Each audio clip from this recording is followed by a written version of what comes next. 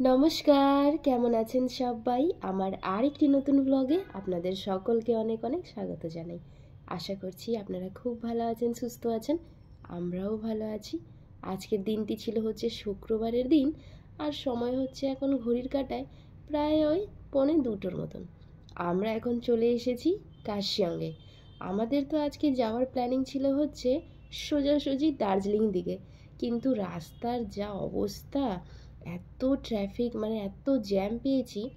আসলে আমাদের এখানে যে কোনো ওকেশনের দিনে তো কোথাও না যাওয়াই ভালো, কিন্তু কি করব, ওই দিনই ছুটি থাকে, ও ফ্রি থাকে, বাড়িতে তো আর বসা যাবে না, যার জন্য বেরিয়ে যাই। যাই হোক, কষ্ট করে চলে এসেছি কার্শিয়ঙে। কার্শিয়ঙে আসা মাত্র আমরা গাড়িটি পার করেছি, আমরা এখন রয়েছি একদম কার্শিয়ঙে যে মেন বাজারটি সেখানেই। আর মেন বাজারের মধ্যেই আপনার রেল লাইন স্টেশন রয়েছে টয় ট্রেনে। তো সেখানেই দেখলাম এই সুন্দর একটি ক্যাফে, আর গোটা ক্যাফেটাকে দেখুন কি সুন্দর করে সাজিয়ে রেখেছে। আর যেহেতু আজকে 15ই আগস্ট, যার জন্য চারিদিকে খুব সুন্দর বেলুন রিবন দিয়ে সাজানো, খুব ভাল লাগছে। আসলে আমি বেকারির ভিতরে ঢুকছি, এই ক্যাফের ভিতরে ঢুকছিলাম বেকারি আইটেমগুলো দেখতে। আমার চোখে আজকে শুধু বেকারি আইটেমগুলোই পড়ছিল। আসলে আমি ভেবেই গেছিলাম যে আমি কার্শিয়ঙে গেলে সেখানকার বেকারি আইটেমগুলোর যে দোকানগুলো হয় সেখানে যাব।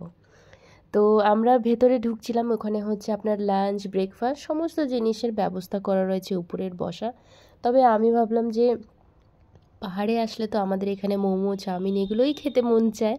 তা ভাবলাম এখন যেহেতু মাত্র 2টো বাজে, আর এই সবে মাত্রই আসলাম, আগে আমরা ভালো করে ঘোরাঘুরি করব, তারপরে কিছু খাবো। চলুন এবার বেরিয়ে একটুখানি হাঁটাহাঁটি করে আমরা উপরে চলে আসছি। উপরে এসে এত সুন্দর ভিউ দেখা যাচ্ছে, দেখুন একদম পাহাড়গুলো মেঘ দিয়ে একেবারে ঢাকা পড়ে গেছে। আর গোটা কার্শিয়ং শহরটি এখান থেকে এত সুন্দর দেখা যাচ্ছে না, খুব ভাল লাগছে। আর আজকের ওয়েদারটাও এত সুন্দর আমরা পাবো, আমি কোনোদিন ভাবতেও পারিনি। সেখান থেকে আবার হেঁটে হেঁটে নিচে নেমে এসেছি। এখন আমরা ঢুকছি কার্শিয়ঙের বেকিং ডায়েরিস বলে একটি ক্যাফে রয়েছে, বিশাল বড়, একদম বাজারের মধ্যেই রয়েছে ক্যাফেটি। আর উপরে বসারও জায়গা রয়েছে। তো আমরা এখানে বসেও একবার মোমো খেয়েছিলাম, খুবই ভালো। তো আমি এখানে ঢুকছিলাম স্পেশালি চিজ কেক খাবার জন্যে। তো এখানে চিজ কেকে এত এত ভ্যারাইটি ছিল। আর কেকগুলো দেখুন, পেস্ট্রিগুলো, এখানে লাবাবু কেক যেটি, সেটিও রয়েছে। জানি না এটা কে নিবে না কে খাবে জানি না। তো সেখান থেকে প্রায় আমরা বেকারি আইটেমগুলো অনেকটাই নিয়েছি নিজের জন্য, বাড়ির জন্য নিয়ে বেরিয়ে পড়েছি। বেরিয়ে এবার ভাবলাম কিছু একটা খাওয়া যাক। তো আমরা ওই ভেজিটেবল মোমো আর চাউমিন নিয়েছিল, সেগুলো খেয়ে আবারও কার্শিয়ঙের যে বাজারটি সেখানে হাঁটা দিয়েছি। আর একটি বেকারিতে ঢুকলাম, সেখানে ঢুকেও দেখি বিভিন্ন ধরনের চিজ কেক, পেস্ট্রি। কার্শিয়ঙে বাজারে ঘুরছি, অনেক কিছু কেনাকাটা করলাম, বাড়ি গিয়ে দেখাবো এগুলো তো কি রয়েছে। এই যে ছুরপি আছে এখানে, এইখানেও বাজার আছে। তো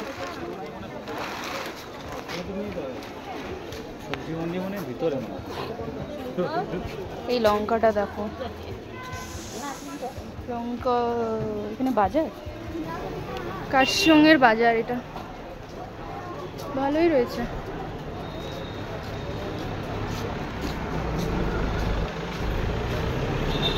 একটা বেকারি দেখলাম, শুধু বেকারি আইটেমই নিয়েছি, বাড়ি গিয়ে দেখাবো।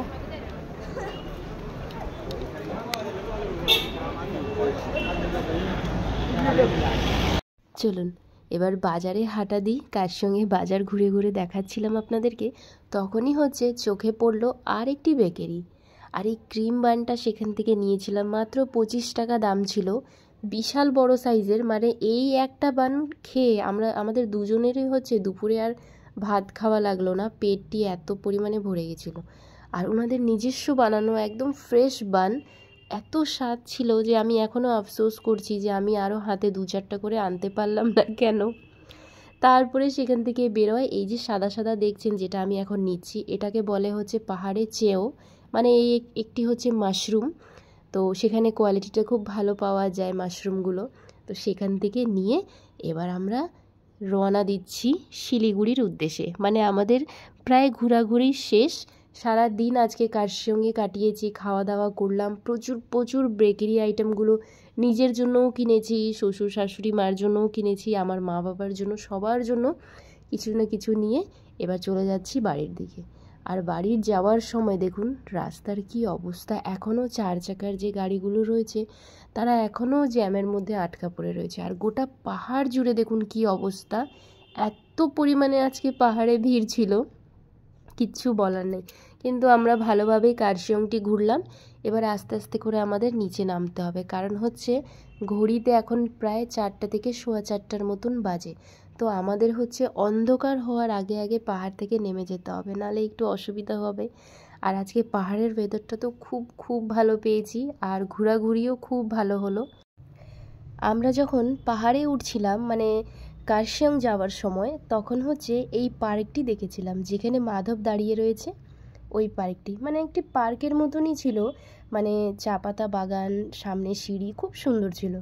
তো যাওয়ার সময় ঠিক যেই জায়গায় মাধব দাঁড়িয়েছিল সেই জায়গা হচ্ছে গোটা কুয়াশা দিয়ে ঢাকা ছিল, এত সুন্দর লাগছিল দেখতে।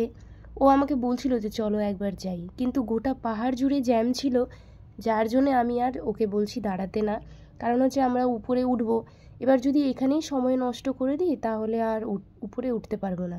তা ঠিক আছে, ফেরার পথে আমরা ঢুকবো। তো ফেরার পথে যখন ঢুকি তখন দেখি একদম পার্ক পরিষ্কার হয়ে গেছিলো, তখন আর ভালো লাগছিল না। তো সেখানে 4-5 মিনিটের মতন ছিলাম, ফটো তুলে আমরা বেরিয়ে গেছি। সেখান থেকে নেমে আমরা এখন চলে এসেছি আই লাভ কার্শিয়ং যেখানে রয়েছে না, ঠিক তার অপোজিটেই মানে উপরে একটি ছোট্ট রেস্টুরেন্ট মতন রয়েছে। সেখানে হচ্ছে আপনার চা, কফি, মোমো, চাউমিন এগুলোই বিক্রি হয়, ওয়াই এগুলো, থুপ্পা এইসব। তো সেখানে আমরা দাঁড়াবোই, কারণ এখান থেকে না পাহাড়ের ভিউগুলো খুব সুন্দর আসে, একটু উঁচুর দিকে তো যার জন্যে। আর নিচু তো আপনারা দেখছেনই, গোটা পাহাড় জুড়ে এখনও জ্যামটা শেষ হয়নি, এখনও গাড়ির জ্যাম রয়েছে। আজকে মনে হচ্ছে সারা রাত এরমই হবে পাহাড়ে। আর কেন জানি সকাল থেকে ওর এক সাইডের চোখটি, ঘুম থেকে যখন থেকে উঠছে তখন থেকেই চোখটি লাল রয়েছে। আমি তখন ভাবছিলাম হয়তো সকালবেলা ঘুম থেকে অনেক সময় যখন ও উঠে চোখটি লাল থাকে, তারপর ঠিক হয়ে যায় মিনিট 5-10 মতো, কিন্তু আজকে দেখছি সারাদিনই চোখটি লাল রয়েছে, যার জন্য ওকে বলছিলাম যে একটু ডাক্তার দেখাতে হবে নাকি। আর এদিকে আমার এক সাইডের এত মাথা ব্যথা হচ্ছিল যে এই গরম গরম কফি খাওয়ার পর মানে 1 সেকেন্ডে হচ্ছে মাথা ব্যথাটা ঠিক হয়ে গেল।